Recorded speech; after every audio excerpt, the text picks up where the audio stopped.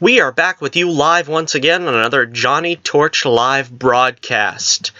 Oh yes, we are back once again, and I'm still trying to get the hang of doing the live broadcasts now with the new YouTube setup. I don't know, I think I got the handle on it, but I didn't put the link in the Twitter, on Twitter this time. Because, again, I wasn't sure I remembered how to get back on. Oh, man. But if you are indeed watching, you can share the link. I'm not going to go and try to share the link. That would be very boring. That'd be very boring broadcasting if you were to sit here and listen to me try to fumble my way through getting the link on Twitter. We are just going to get straight into the show. Welcome in once again on the only way to spend your Saturday here with us on Johnny Torch Live, the Johnny Torch Live program. And we do it every Saturday. We usually do it a little bit earlier in the afternoon, but, you know, I think especially since, you know, the colder weather is coming in and the clocks have been set back and it gets darker earlier, I kind of want to make the most of my afternoons now because, you know, before you know it, it's dark at 5 o'clock and, you know, so the streams starting a little bit later might be a commonplace thing pretty soon. But welcome in anyway. Make sure you hit that like button and subscribe if you haven't already. We've made it to our goal of 100 subscribers. We've gone over 100. I'll sub back and shout out your channel, as I often do whenever I get a new sub. And as I said previously, please share the link, if possible, wherever possible, to let all your friends and neighbors know that you are watching the Johnny Torch Live broadcast. And, of course, we also have The Adventures of Bullets Bourbon Private Eye on the way. We've got the third collector's graphic novel already out there. So you can check the link in the description below to order. I think I've got a couple of dead links there, so I'm going to have to fix those up. I seen it earlier this week, and I didn't get to fixing them yet. But check out the link in the description for the webpage, and I'm sure I will get those fixed up by the time. If you're hearing this on the rebroadcast, I'll have it fixed up for you by then. If you are here live, you can contact me via the chat. I will try my best to stay in tune with the chat. Like I said, sometimes I start reading the news articles here and I forget. But I will do my best to keep the chat in visible sight. Okay. Also, we have my link in the description below to my Twitter page. And you might want to check that out and see all the crazy shenanigans I get to on Twitter. And tweet me there if you want with any questions as well. I always read all the comments. You can leave a comment below. We are working on the second, we're calling it the Bullets Bourbon Chronicles. This is the remaster of issues 2 and 3, where Bullets Bourbon met his most dastardly villain, Pencil Neck. Not pictured here. That, of course, is Carrot Top. But that is in the works, and that will be coming out probably in time for Christmas, I'm hoping. I'm still punting around the idea of maybe doing an Indiegogo. Again, like I said last week, it gets tough the closer you get to Christmas to do an Indiegogo, but I might try to get that up and at least have a couple of weeks in December of a Indiegogo campaign. Also, working very diligently on getting the first remaster done. Madame Mia, that's going to take a lot of work. A lot of work to get that one put into shape. I said on Twitter, I can't believe, did I even own a ruler 8 years ago when I made this book? But that's the whole point. The whole point is I wasn't aware then of what I know now, and trying to get the books, the first couple, up to snuff with what I've learned in the past 8 or 9 years of creating comics. I want them all to look great. I want them to all have a uniform look. Again, apologies for the drag strip right next to my house. But I hope you can hear the connection is pretty good, I think. It says excellent connection, so I think it's doing well. But yeah, and of course the creme de la creme is our third issue, our third graphic novel, When the Night Comes. As you see here, that's the cover art on the front page. That is the team-up of Carrot Top and Pencil Neck, Bullets Bourbon's most dangerous villains, both teamed up together to take him on with the world at stake. Their goal is nothing less than world domination, and they plan to do it how? Carrot Top's mad genius and Pencil Neck's erasing ability, and I'll leave it at that. How are they going to get that parlay to work in their favor? You'll have to find out by reading the book. It's sad because in a way I really would love to just like show all the panels and talk about the story, but then I kind of feel like, you know, there has to be some kind of surprise. There has to be some kind of, you know, for you to buy the book to actually experience it yourself for the first time. So I kind of talk guardedly about it, about, you know, plot points and this and that. I just try to give an overview of what the story is, but I don't know. I really hope that I could, you know, hook some reader interest with just the bare bones explanation. I'm sure, you know, this is a story that would really grab a lot of action and adventure fans if you are like me and love that kind of genre of the action hero of, say, the 80s / 90s / 70s. You know, it's old school action and adventure, and it's a lot of fun. No political correctness allowed, which we're going to be talking about today if you did not see the the title and image there. Yeah, it's going to be another one of those shows. But before we get there, let's talk about some of the other news, all the news that's fit for consumption. We have a couple of images here from the Eternals major motion picture, which is coming out. Let me see the copy. No, I don't have the date. I think it's coming out sometime next spring. I'm not sure. I think it's May.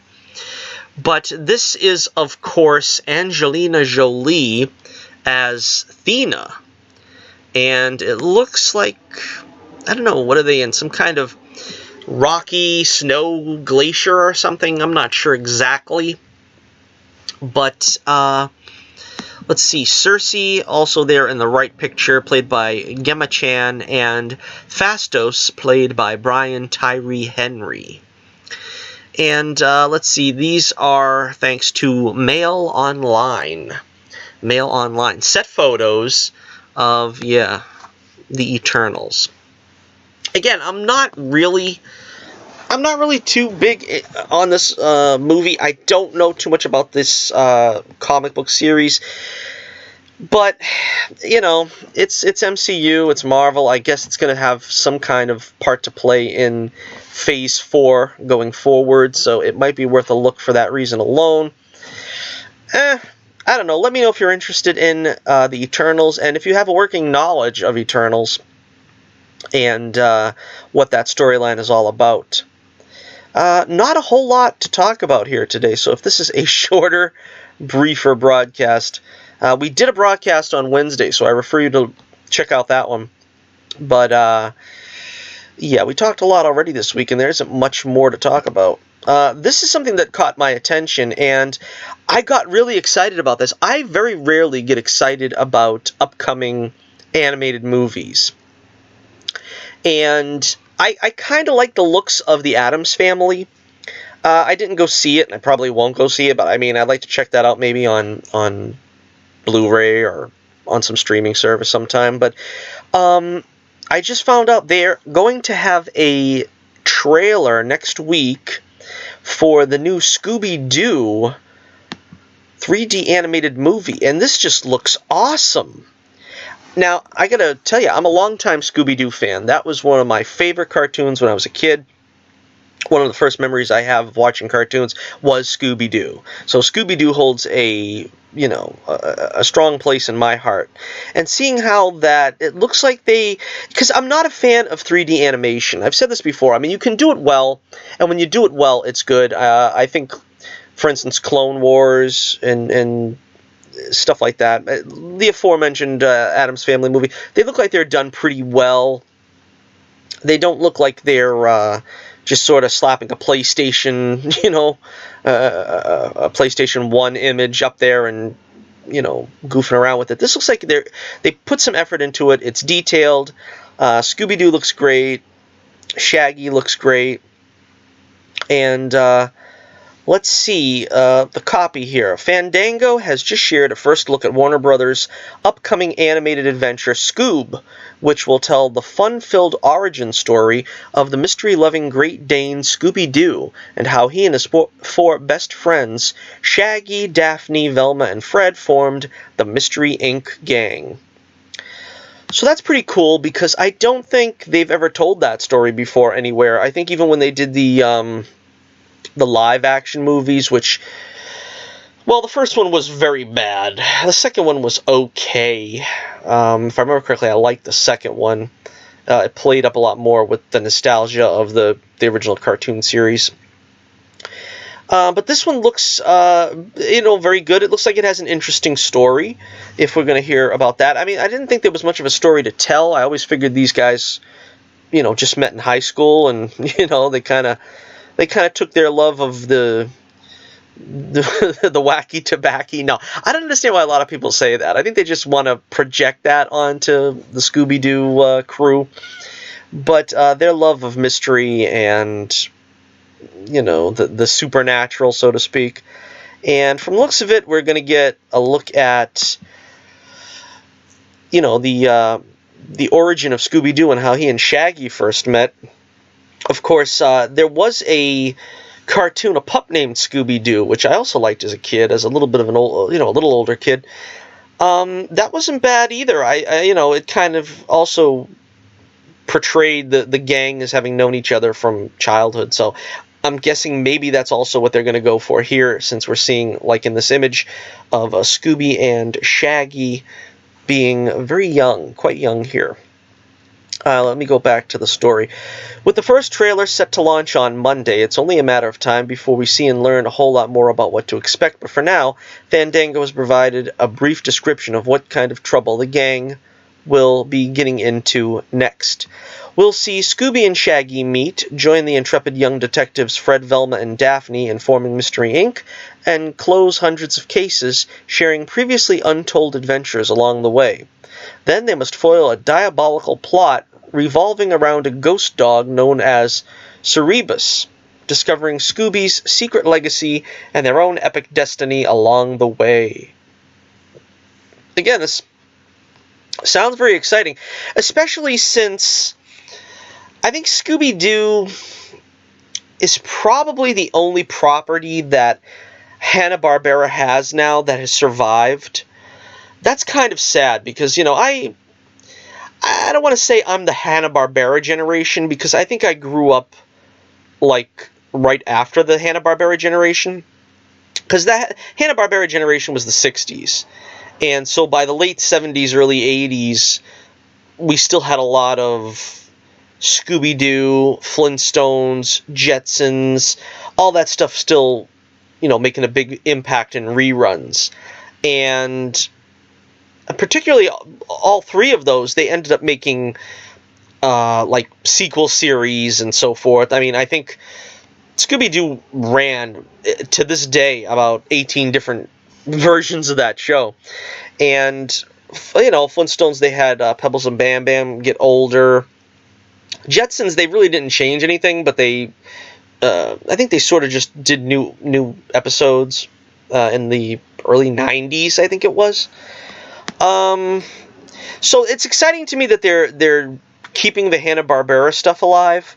Boomerang used to show that stuff. That's where all that stuff went. But now, I think apart from Scooby-Doo, you don't have anything except, like, Hanna-Barbera's last gasp, which was the Cartoon Network generation, where you had, Dexter's Lab, Powerpuff Girls, Johnny Bravo, Cow and Chicken, Ed, Ed and Eddie, which was, that was more like my little brother's generation, because, like, that was, like, the early 90s. All that stuff started coming out, I think. But, yeah, for me, it was, like, the mid-80s stuff. And so, I like to see that they keep these things, perpetually coming out with something new. And this looks like a good way of doing it. This is the rest of the gang, and again, this looks great. I can't tell you how excited I am to be able to actually recognize these characters at a glance. I mean, they haven't changed them racially. They haven't tried to, make their costumes wildly different. I think Fred kind of suffers a little bit for that. They didn't give him the ascot, which is, not the worst thing in the world. But he kind of, I don't know, something about him kind of looks like he needs that, like, little more of a square chin or something. But Velma, they try to make Velma look cute nowadays, and I don't know really why. I mean, not every drawn character has to be gorgeous, you know what I mean? It's like, Velma was kind of a dog. And quite honestly, it's like, that's cool. I mean, it's like, there are people that are moderately unattractive in the world, and to say that all animated characters need to look attractive is kind of, that's kind of against the point, right? I mean, I don't know. Daphne looks gorgeous. I must have said this before, but Daphne was my first crush, and boy, if I was 4 years old again, I probably would have that crush all over again. Should I tell that story? Nah, it's way too embarrassing, but yeah, my first crush, Daphne Blake. And she looks gorgeous here. I'm really looking forward to seeing more of her as well. And, yeah, I mean, this is just going to be pretty exciting to see as an old school Scooby Doo fan. I really hope, I liked Scrappy Doo, and for some reason, I don't think anybody likes Scrappy Doo. And when they tried to bring him into the live action thing, they made him the bad guy, which I thought was in poor taste. But if they don't really want to make him a featured character, I would like to see him in some capacity, just like, maybe have some kind of minor role or something. That would be fun. That would be cool. All right, let me see the rest of this here. The cast. The legendary Frank Welker will be reprising his role as Scooby Doo. That's great. That's great to know. Frank is still playing Scooby. He'll be joined by a star-studded cast that features Will Forte as Shaggy Rogers. Well, wait a minute. Why didn't they get back... what was that kid's name that played Shaggy in the Scooby Doo movies? Oh, he was excellent. He was great. And I think he even played the voice of Shaggy, if I remember correctly, for some cartoon. I don't know if it was for the series or for a couple of movies. Matthew Lillard, that's his name. He was fantastic, and that's one of the things I really am disappointed about, is he never got to do a third Scooby-Doo movie, because, he really did bring Shaggy to life. I thought that he was really cool. The rest of the cast of those movies are pretty good, too. I mean, they fit their roles as well, but I mean, Shaggy was like, straight from the cartoon. Let's see. Zac Efron as Fred Jones. Yeah, I can see that. Amanda Siegfried as Daphne Blake. Oh, yes. And Gina Rodriguez as Velma Dinkley. Yeah, so it sounds like a star-studded cast for the most part. I don't remember Will Forte. His name sounds familiar. I don't remember what he's done. Scooby will, of course, be center stage. The cast will also feature characters from the greater Hanna-Barbera universe. Well, that's interesting. They're going to put other characters from the Hanna-Barbera universe into this? That I'm not sure about. I really would rather see just Scooby-Doo get the focus, right? And then if you want to just, like, it'd be interesting to make, like, maybe a connected universe where, like, eventually Scooby-Doo shows up, and... Well, geez, that's the thing with the Hanna-Barbera. It's tough because they kind of have three different planes, right? You got the funny animal stuff like Huckleberry Hound and Snagglepuss and Yogi Bear. Then you got the Time Odyssey stuff with the Flintstones that go back to the past, and the Jetsons, which goes forward to the future. And then you have the Scooby-Doo mystery era stuff where you have, like, I Dream of Jeannie, Yabble Dabble. And, what was that other one? There was another one that was, like, almost a complete knockoff of Scooby-Doo, where, it was, like, for kids. They did another one like Jabberjaw, stuff like that. I don't know if I could see them all, like, teaming up, but they did do that kind of stuff when I was a kid, too, with the wacky races or whatever. Alright, let me see what they have to say here. Tracy Morgan will voice Captain Caveman. Oh, wow. Captain Caveman! Haven't heard hide nor hear of him in a good, I don't know, 30 years. That's interesting. Ken Jeong will voice Dino Mutt. Well, that's a little more closer to the Scooby Doo universe, right? Dino Mutt. Kirstie Clemens will voice Dee Dee Skies. Is she supposed to be like the cute blonde that was in like those car racing? I don't know. I don't remember her too much. Mark Wahlberg will voice the Blue Falcon. Of course, if Dino Mutt's in there, Blue Falcon's got to be there. And Jason Isaacs will voice Dick Dastardly. So there you have it. Yeah, let me know what you think about this. The Scooby Doo movie, the new Scooby Doo motion picture. I'm pretty excited about it. I'm gonna be there. I don't go to see a lot of kid-oriented flicks. I mean, because there's a lot of stuff. I mean, folks are like nuts about, Toy Story 3 and 4 and 5 and whatever's out now. I mean, I could take them or leave them. But if you're gonna hit me in the nostalgia, you hit me square in the nostalgia, I'm gonna check this one out. I really do. I gotta check this one out. So let me know what you think in the comments below. Daphne looks so fine. And let me know what you think about Scoob, a Scooby-Doo story. Alright, next, again, these are more rumors, but some casting news is breaking about Batman, or The Batman, I should say, the Batman motion picture.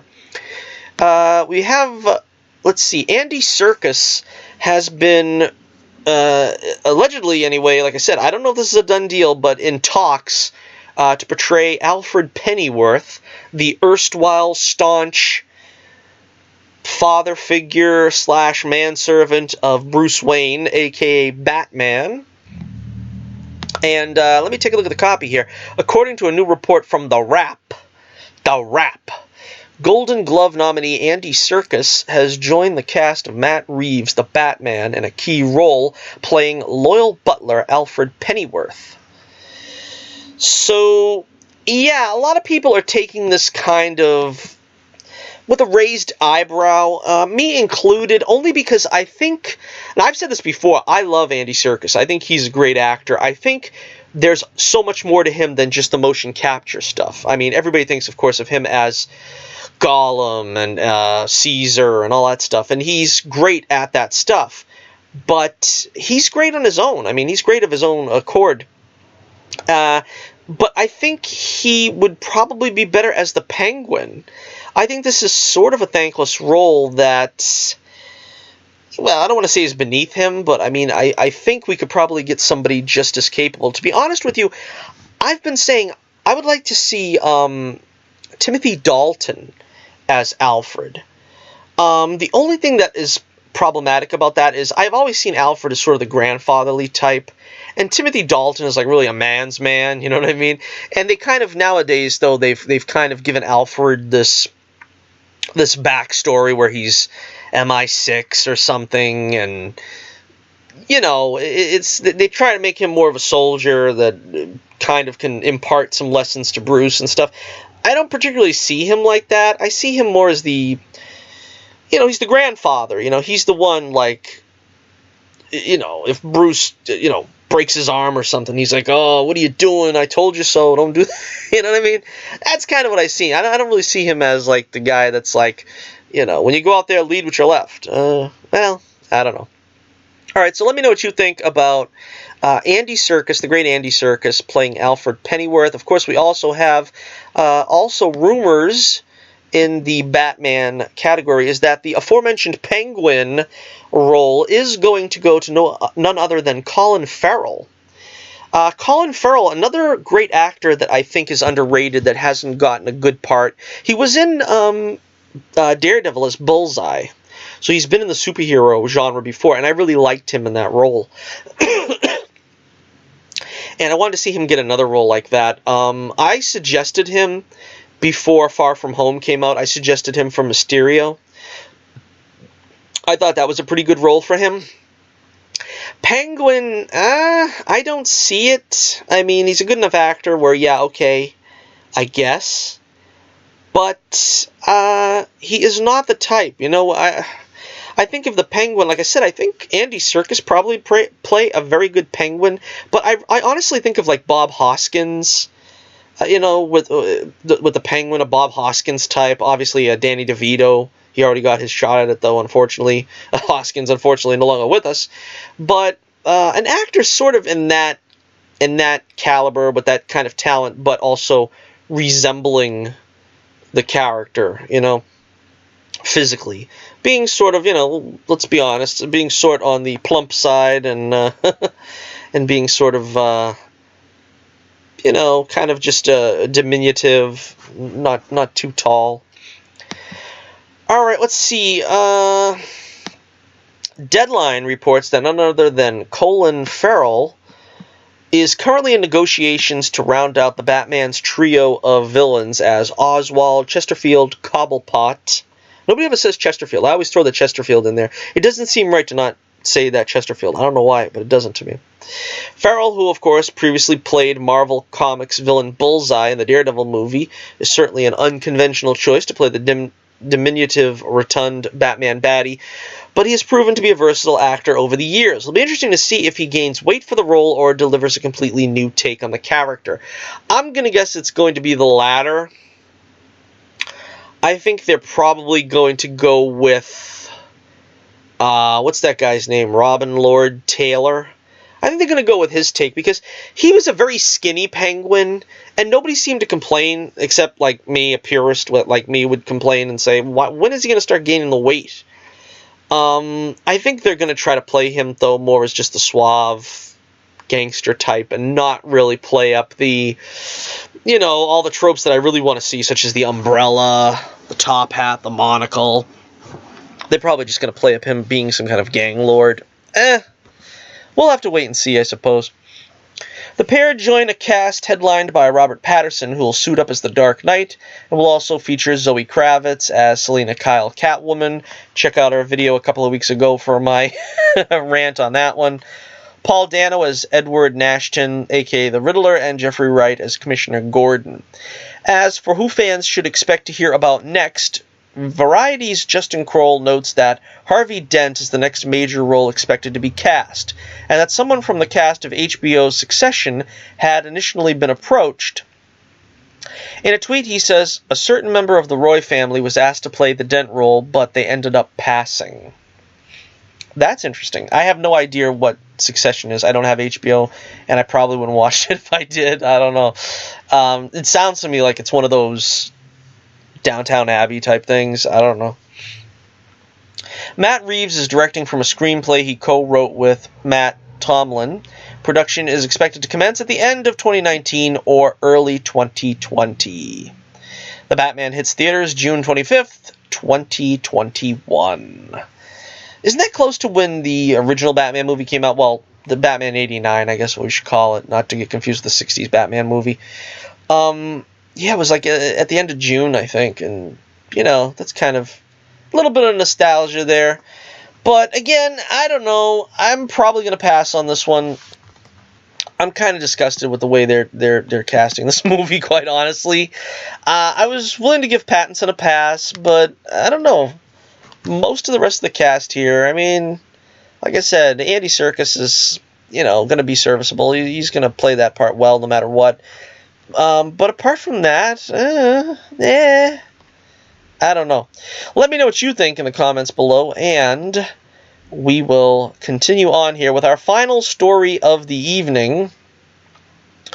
And let me see. Let me pull up the notes here on this one, if I can find it. Yeah, okay. Yeah, this is a big story. Usually I will just take the copy and paste it to a board, but in this one I'm going to pull up the actual window here. Alrighty, I can't get it on the screen unfortunately yet. I still don't know how to do that, but okay. So we are going to talk about now Disney Plus, and I hope the sound is okay because I'm manhandling this this laptop. Okay, yeah, Disney Plus is not going to bring Song of the South to their streaming platform. Big surprise, I know, very big surprise there. Again, this is like, it's been since like at least the 80s that Uncle Remus has been persona non grata at the Disney home. And it's pretty sad because, to me, this is basically like, Uncle Remus is still suffering from segregation, right? I mean, they won't let him in and sit at the white folks' table, right? It's like he's not, he's not wanted. I mean, that's kind of the way it is, right? That's the way they seem to be playing it. And for some time now, like I said, since I think probably the early 80s, the Song of the South has been locked away in the Disney vaults, and they have not allowed it to be screened. Strangely enough, Splash Mountain, which is based on the Uncle Remus characters, I guess, of Brer Bear and Brer Fox, is still active in Disneyland. But the movie is not allowed to be consumed by the general public for strange reasons that I've yet to understand and comprehend. Maybe this article I'm going to read now will shed some light on that. I seriously doubt it.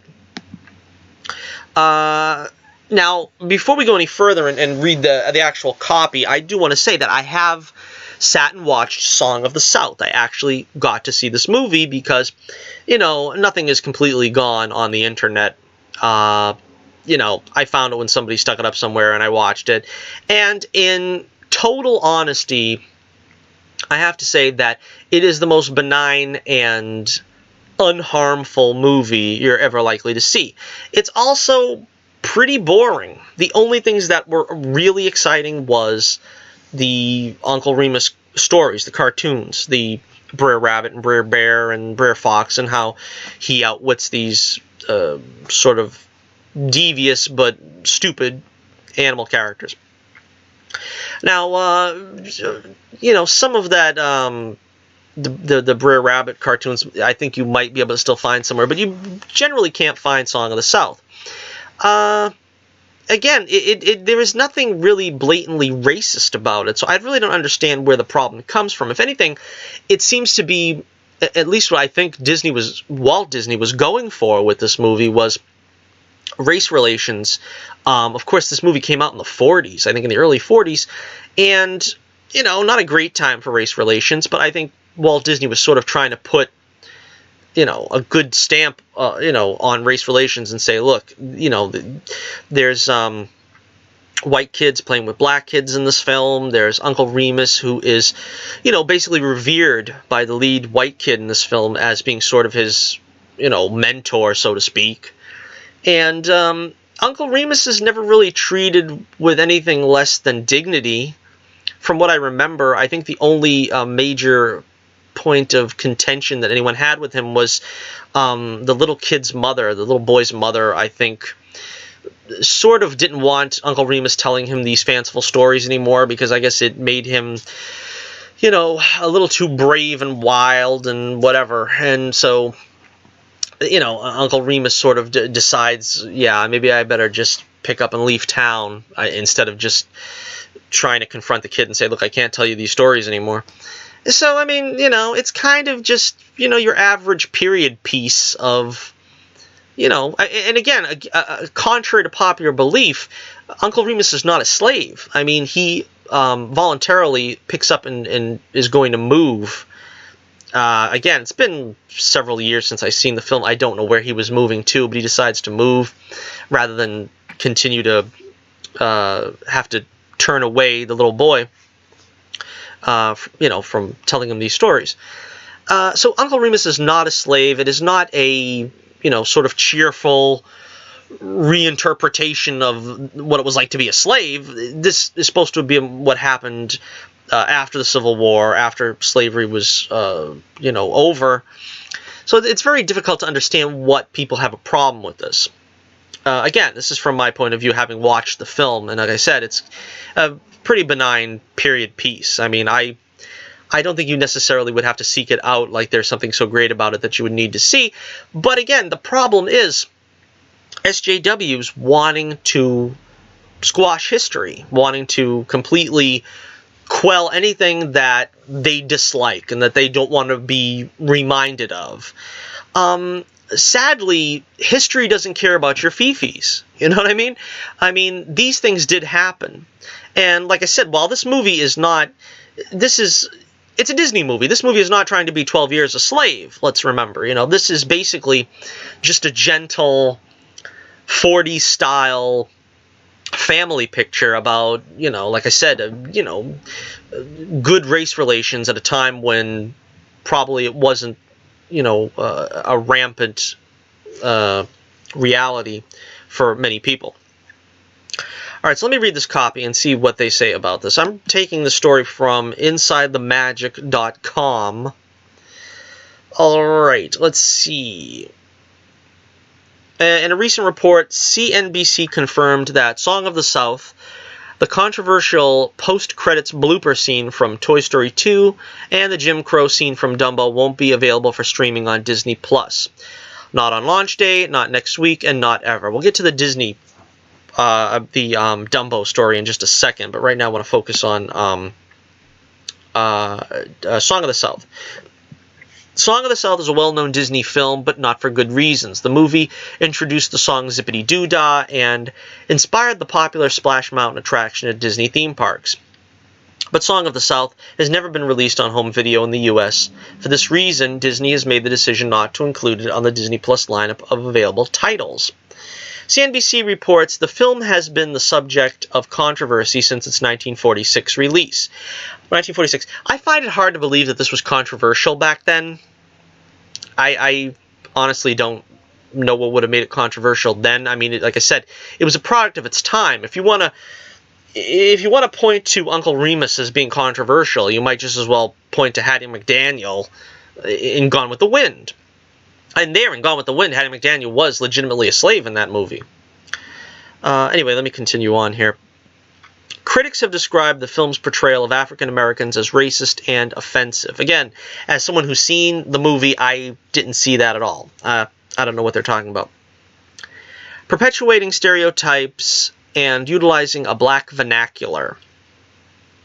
Now, this is something that I don't understand either. A lot of the times, for some reason, these things, like, for instance, Amos and Andy, the Little Rascals with Buckwheat and so forth, it's sort of, there was some kind of vernacular, I guess, to paraphrase or to quote this article, where black characters would speak in sort of a dialect that we don't hear in this day.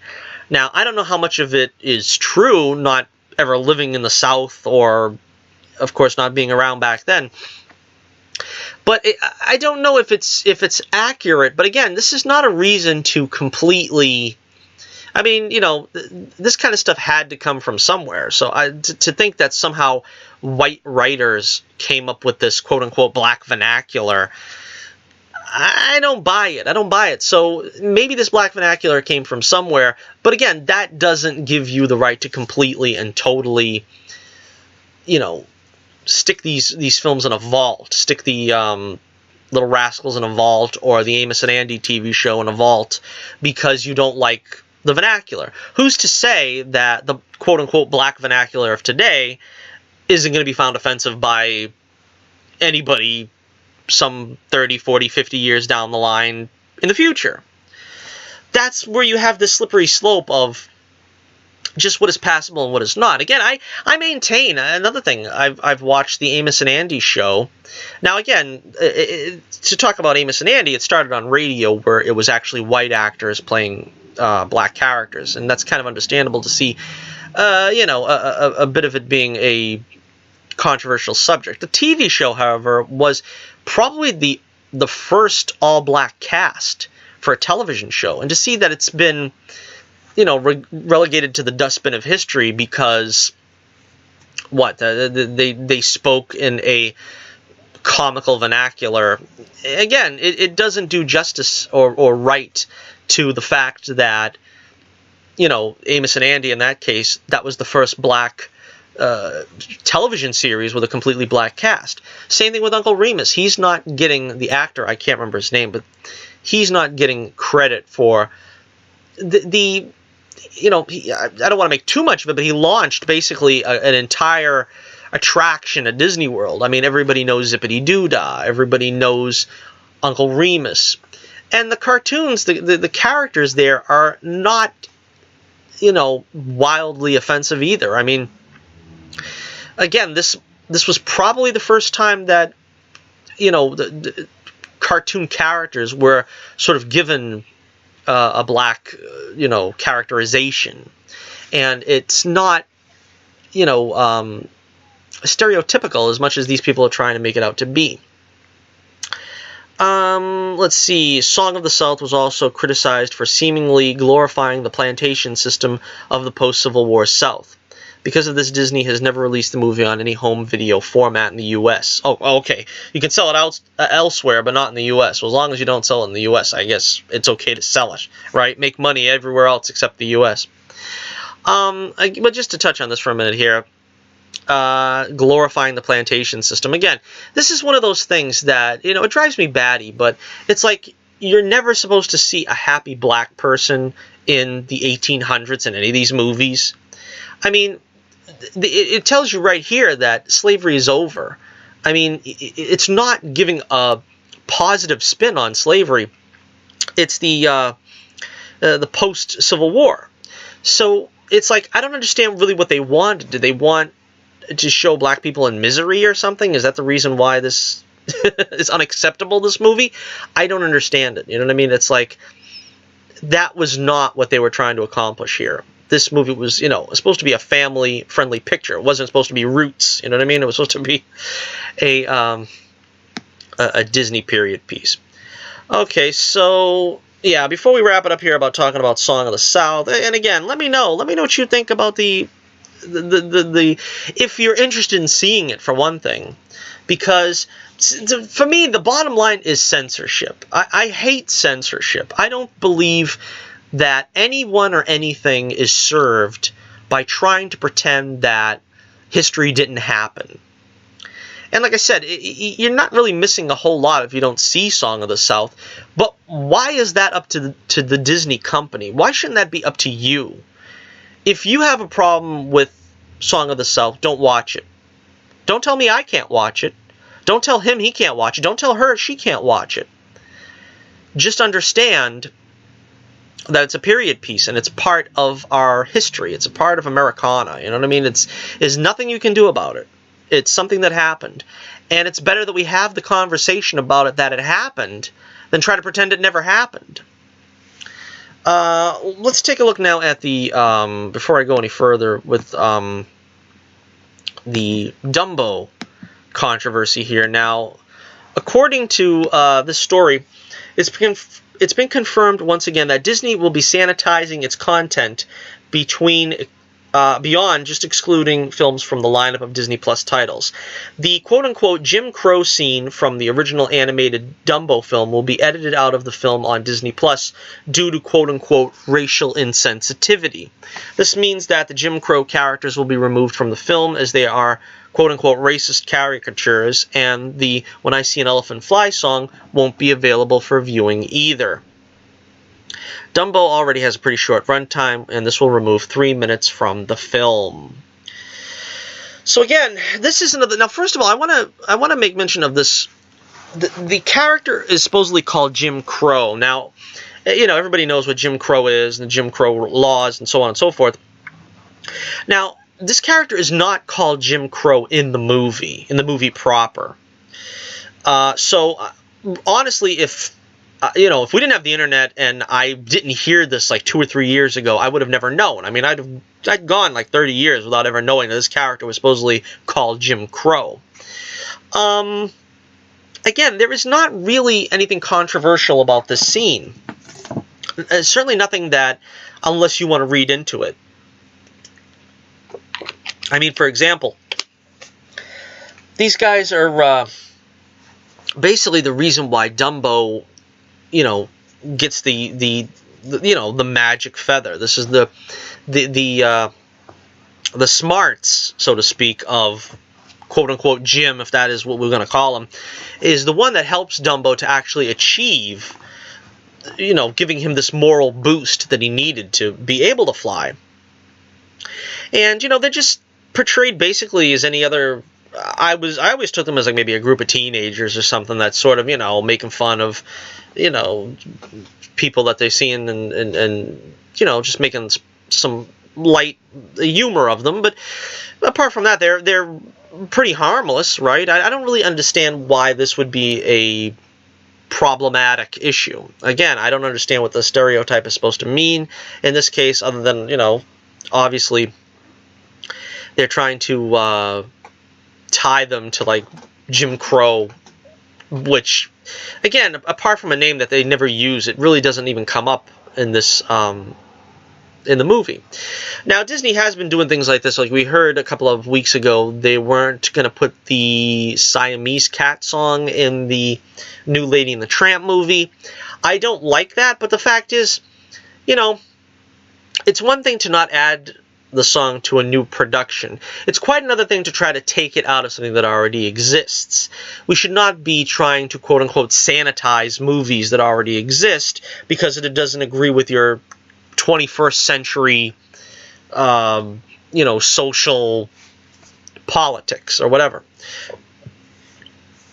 I made a joke on Twitter a couple of days ago, about a week ago, where I said that, pretty soon we're only going to be able to mention Al Jolson in a hushed whisper. because quite honestly, he's going to be retroactively canceled. The man's been dead for like 50 years or whatever it's been, 60, 70 years now. And he's always going to be remembered as the guy that sang Mammy in blackface. So it's like pretty soon you're not going to be able to say a positive word about him just because of that alone. And that's not right, because you have to remember the historical context of things. Jolson wasn't doing something socially stigmatizing back in 1925 or whatever it was that he started doing that stuff. It was something that was socially acceptable. And looking at it from the prism of today, you can see how it isn't or shouldn't be socially acceptable today, but it was at its time. You can't go back and rewrite history, nor should we, as I said, sweep it under the rug and pretend it never happened. Now, this is very disappointing to me because, like I said, Dumbo is a favorite of mine. I think a lot of people love this film, and a lot of people love this song because, like I said, it's a catchy song, and it really was what eventually sparks Dumbo to, embrace his inner strength, so to speak. So I don't know how you have the movie without this scene. Quite honestly, I don't understand it. Now, to her credit, Whoopi Goldberg has been a huge proponent of not censoring any of these old school animation and stuff. She very famously said that Mammy Two Shoes, which I believe was the name that was attributed to Tom's owner in Tom and Jerry, was an important character, and that they shouldn't, try to eliminate her. Because I think, if I remember correctly, what they did was, I think they redubbed the woman's voice so that she didn't sound quite, like Hattie McDaniel, and sounded more like a sophisticated, 21st century woman. I don't know. And I remember Whoopi Goldberg being against that. And the same thing with this. I've heard that she's quite against removing this scene. So if I agree with her on nothing else, I at least agree with her on this. I mean, you can't just change the course of history by, removing this. Now, this is something that a lot of people say, and it's true. Why don't they just put a disclaimer on it? See, Disney is so stuck in their SJW ways that they are not going to... They're not going to even contemplate the, the appearance of, justifying putting out something that they're deathly afraid is going to be seen as racist. With Warner Brothers, when they put out their classic Bugs Bunny cartoons, which of course they also did a lot of, jokes back then, which wouldn't fly too well today. pretty mild stuff too, to be honest. But you know, there's the people that even will you know, complain about Speedy Gonzales being a stereotype and so forth. But Warner Brothers puts this disclaimer on their videos of classic animation, and if you can't read it there, I will read it for you. The disclaimer says, the cartoons you're about to see are products of their time. They may depict some of the ethnic and racial prejudices that were commonplace in American society. These depictions were wrong then and are wrong today. While the following does not represent the Warner Brothers view of today's society, these cartoons are being presented as they were originally created, because to do otherwise would be the same as claiming these prejudices never existed. So again, this is the right way to go. I mean, I always felt that a message like this is somewhat patronizing. I don't think I really need to see this before I watch cartoons, because as an adult with a brain in my head, I think I can pretty much discern, you know, what is socially acceptable and what isn't. I'm certainly not going to take the mindset of whatever era these cartoons were produced as being normative today. But at the same time, you know, it's one of these things, though, today where you can't make a racially insensitive joke. You can't make a gender-sensitive joke. You know, it's like everything nowadays. We're so afraid we're going to hurt somebody's feelings. And again, like I said, I don't want to necessarily hurt anybody's feelings, but you say you tell an off-color joke. What is the worst that's going to happen? At the very worst, your fifis are going to get hurt for about 10 seconds, and then you move on with your life. You know what I mean? It's like we put so much stock in being deathly afraid we're going to offend somebody that you can't say anything anymore. Comedy it's a dying genre. You really can't do anything, you know, without fear of you're going to offend somebody. And again, you know, there is, you know, a lot of people want to take it to the extreme and be a provocateur. I'm not interested in that.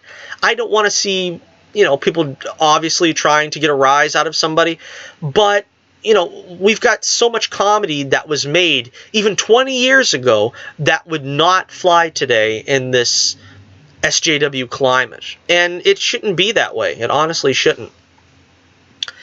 So again, food for thought, I guess. Let me know what you think in the comments below. I'll say one thing. I hope that they still have Dumbo out on DVD, because I am going to try very hard now to get that film and hopefully have the original version of it before they start striking prints of that and not having that song in it anymore. And of course, this opens the door to other things. Like I said, the Siamese Cat song is the next to go, which I don't see what's offensive about that. We are Siamese. I mean, again, what is it? It's the vernacular. It's that they're talking with a dialect. I don't know. I'm sure What Makes the Red Man Red from Peter Pan is the next to go. You know, Native Americans, they always got to wait last before they get their their controversies brought up out in the open. But I'm sure it'll happen. And yeah, it's you know, it's a conversation that should be had. And I don't necessarily shy away from it, but I'm sure a lot of people are not going to like my opinion on it as just given. But, yeah, I am totally against censorship. And like I always say, if you're going to censor, you know, things from the past, you know, historical things like this, not only are you doomed to repeat it, but who is the arbiter of these things? You know, who's the judge? Who's the one that says this is acceptable, this isn't acceptable? We got, like, freedom of expression laws where, you know, again, it's like I try not to say that, you know, you don't have to be a free speech absolutist where you want to, like, purposely try to get a rise from somebody. But if you have freedom of speech in this country, you should have the freedom of expression. A lot of people would fight for the right of pornographers to do the crap they do. But then again, nobody really is going to want to step up for the right of, well, you know, why aren't we allowed to see Song of the South? Why aren't we allowed to see Amos and Andy on television? Why aren't we allowed to see these things? Because then they automatically point the finger at you and act like, well, you must be a racist then if you want to see these things. Well, no, actually, I've seen these things, and there's not much to do about it. There really isn't a controversy about any of these things. It's the people that put the mystique on it, that try to make it more of a controversy than it really is where it gets that stigma of being something quote-unquote controversial. Well, we've come up to close to an hour here yet again. Let me know what you think in the comments below. Make sure you hit like, share, subscribe, do all that great, fun, fantastic, wild, and funny stuff that I know you like to do. If you have any comments, again, well, let's try to address this subject as adults with some common sense. And, again, history doesn't care about your fifis, you know? It happened, and you can't sweep it away because it's going to give somebody an unpleasant memory. You know, and that goes for everything. That's not just Song of the South or whatever. It's anything that's historical. You're going to find that you're going to, you know, rub somebody the wrong way no matter what. I'm expecting there's going to come a day when we're not going to be able to see, you know, Raiders of the Lost Ark because no one's going to want to be reminded of the Nazis. So they're going to have to ban Indiana Jones movies. You know what I mean? It's just going to come to a point where everything is, you know, it's going to be politically incorrect at some point. And, you know, it needs to be stopped. It really does. All right, so thank you for joining us on the only way to spend your Saturday here with us on Johnnie Torch Live. And I remind you once again, keep the flame burning brightly, and I'll be with you again real soon.